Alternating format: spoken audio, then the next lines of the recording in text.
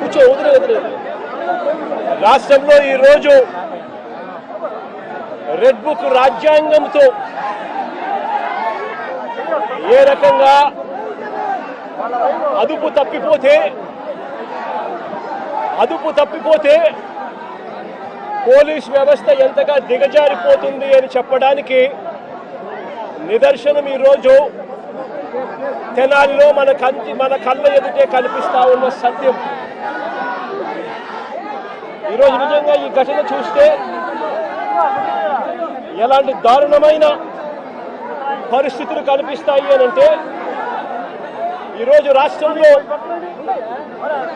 జరుగుతా ఉన్న అనేక సంఘటనలు ఒకసారి గమనించినట్లయితే ఆ ప్రతి సంఘటన కూడా ఏ రకంగా చంద్రబాబు నాయుడు గారు ఆయన పార్టీ రెడ్ బుక్ రాజ్యాంగం తీసుకొని వచ్చి పోలీసు వ్యవస్థను దుర్వినియోగం చేస్తూ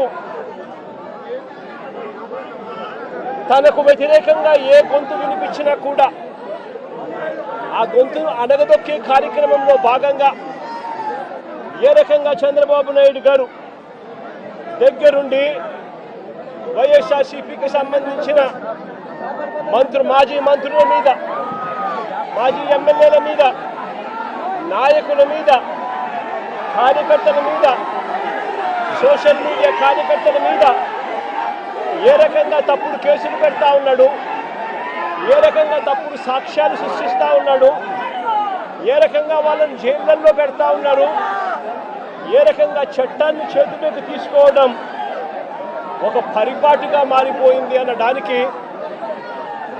ఈరోజు రాష్ట్రంలో జరుగుతూ ఉన్న రెడ్ బుక్ రాజ్యాంగం మన కళ్ళ ఎదుటే కనిపిస్తూ ఉన్న సత్యం.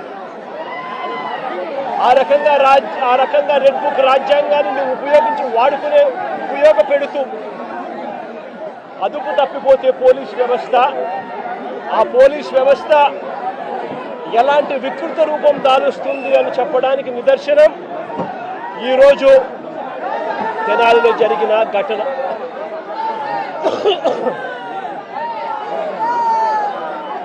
సరే, రాష్ట్రంలో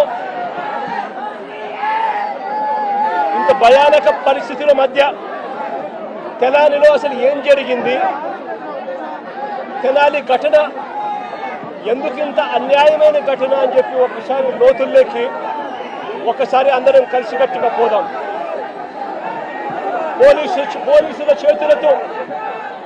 పోలీసుల చేతిలో దెబ్బలు తిన్నవారు రాకేష్ అనే పిల్లోడు, దోమా రాకేష్ అనే పిల్లాడు, ఇంకొక పిల్లోడు షేబ్రోలు జాన్ విక్టర్ అనే పిల్లోడు, ఇంకొక పిల్లోడు కరీముల్లా అని.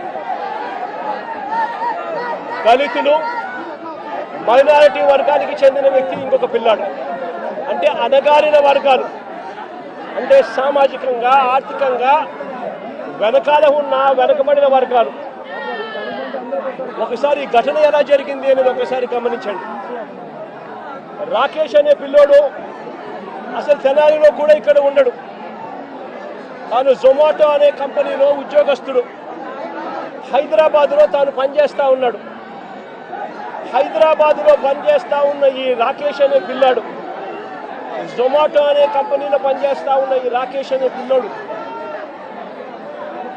తనకు ఏదో పాత కేసుకు సంబంధించి, వీళ్ళంతా యంగ్స్టర్స్, చిన్ననాటి సమయంలో వీళ్ళకి ఏదో పాత గొడవలు, పాత ఏదో గొడవల నేపథ్యంలో ఉన్న కేసుల మధ్య ఈ పిల్లాడికి సంబంధించిన ఒక పాత కేసులో వాయిదా కోసం మాత్రమే ఈ పిల్లాడు తెనాలికి వచ్చినాడు.